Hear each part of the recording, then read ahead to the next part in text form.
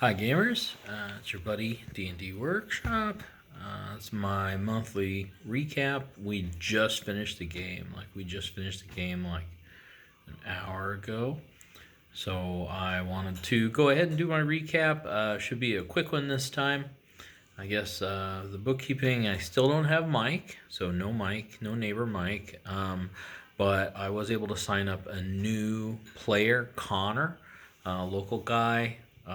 Seems really nice. I met him last weekend. We went out and had a couple drinks.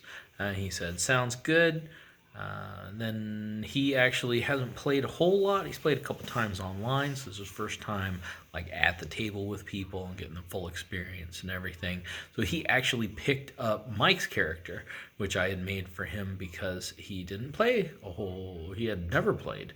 So rather than having him struggle through and try to get the info dump, we just signed over Uriel. So Uriel, the half-elf rogue thief, is now Connor, stranger from the internet. So Connor, Kellen, Riley, and Dayton. So our usual cast characters still got 4. Still haven't heard from Paul after he got the virus. Keep trying to check in with him and not really hearing anything back. So we'll just keep on keeping on. So we met at our regular time.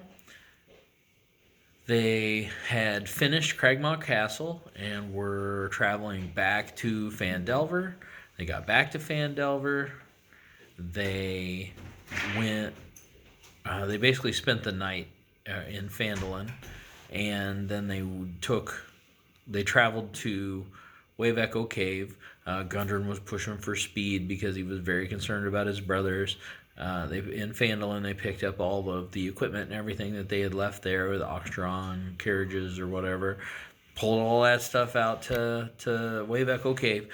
No random encounters at all. So far they've gone through all of Lost Mine of Phandelver with only one random encounter, which was Owlbear. So, yeah, they get to Wave Echo Cave. They find the dead brother. Boo-hoo. they take his boots. Basically, they talk Gundren into offering them the boots to help clear the cave and all of that. They sorry about the background. They go in and they basically beeline straight for the forge. So they went through into that main area. They got the Sturges. They got attacked by the Sturges, killed them all, no big deal. Into the poisonous mushroom room, ate a bunch of poison, keep going. Got into the big room where the Wraith is. They pretty much, they talked to the Wraith. Didn't really have anything to say. They didn't really bargain with him. They tried to question him, which isn't what the Wraith is really interested in. So the Wraith attacked them, and it was going pretty well. The Wraith was almost dead. It was down to like 6 hit points, but it kind of kept attacking Gerbo, and everyone else. Gerbo is Kellen's character, is an artificer. So it kind of kept attacking Gerbo, and everyone else kind of kept their distance from it because they were scared of it. And Gerbo never disengaged. He never did dodge. He never, nothing. So he took 3 massive hits of level drain and completely died. So his maximum hit points were reduced to 0. They were actually reduced to like -16 or something like that. So he was super dead. Not a lot they can do. I had a pre-rolled character, which was a Myconid fighter, a Vegapygmy, they used to be called.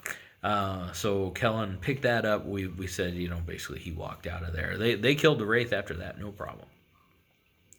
So the Vegapygmy comes out. They rested. They took a long rest because that was the wizard quarters. So they were pretty safe. They knew like nobody had been in there at all. The doors were melted shut and everything. So they rested there, long rest. Picked up Mike, put him in the party.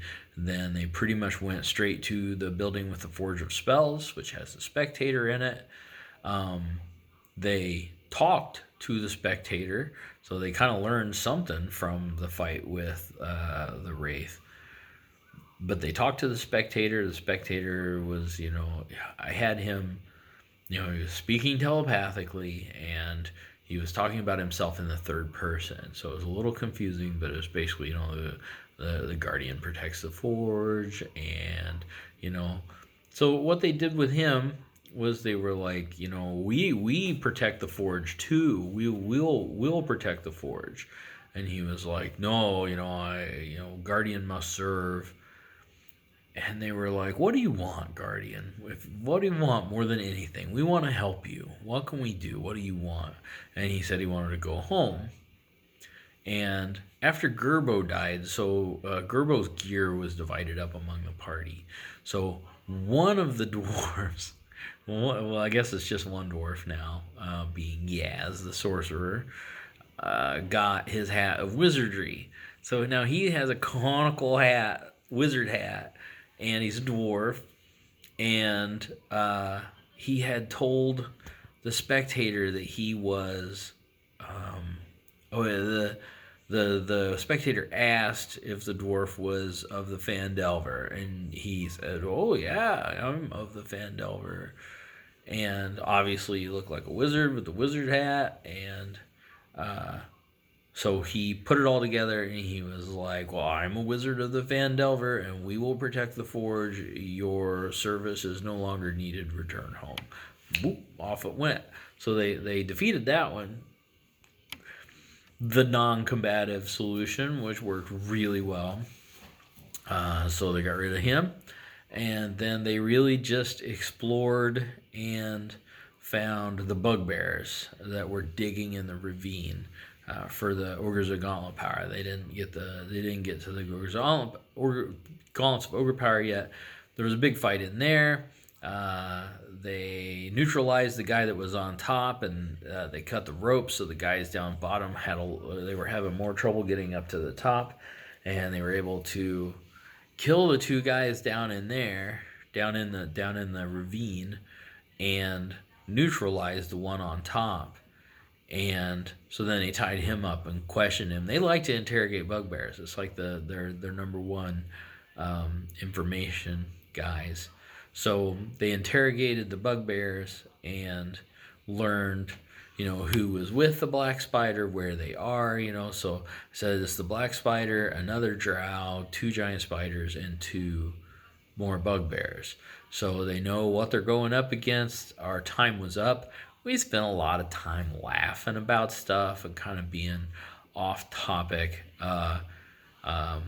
Kellen and Riley, they've gotten closer, so they have a lot of inside jokes and stuff, and they were joking around, which is cool.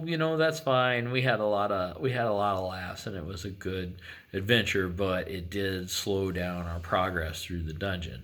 But we did pretty much half of Wave Echo Cave, which is a fair amount to accomplish in one session, I think. We were just thinking the other day, this group started in August. So August, September, October, November, December. This was the 5th session. So in the 5th session, we've run all of Lost Mine of Phandelver.